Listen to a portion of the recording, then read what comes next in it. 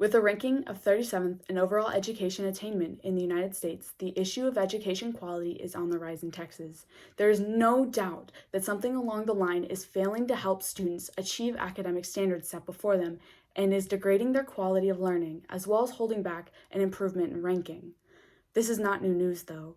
According to a 2016 TED Talk by Woody Hunt, the Texas Public Policy Foundation vice president and former California legislator, it was found that 36% of 25 to 34-year-olds had acquired an associate's degree or higher, and only 35.2% of 55 to 64-year-olds met that same standard, a shockingly low average compared to other states.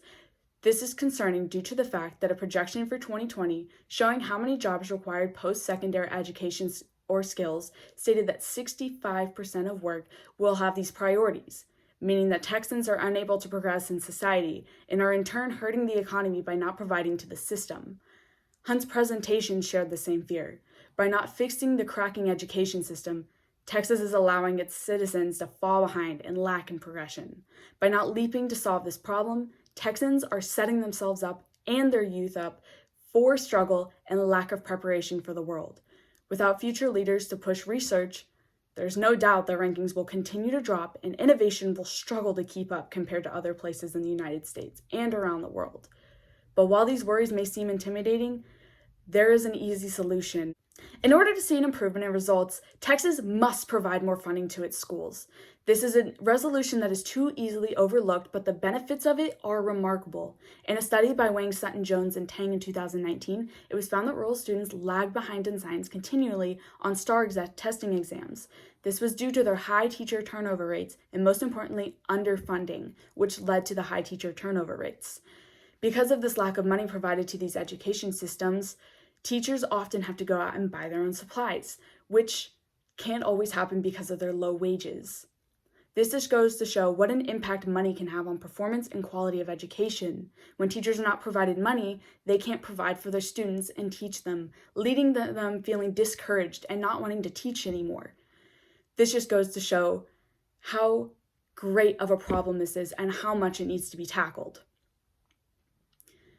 This lack of motivation and material can lead to other problems, such as not having more leaders in the future. We're going to see a lack of growth in science if we continue with this trend.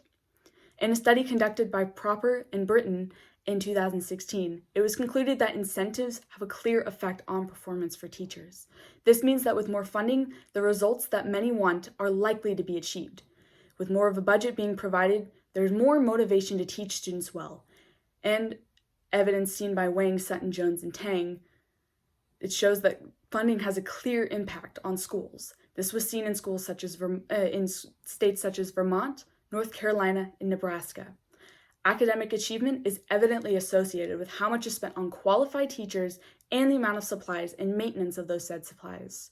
While many try to argue that funding provided to schools should be diminished more, there is simply no reason to do that. It is a poor choice that will negatively impact education attainment. Learners will continually do worse, and their need to learn will continue to diminish. With the evidence stated before, it is easy to see that taking away money from schools will only do harm. So from this, it can be seen why this issue needs to be looked at immediately.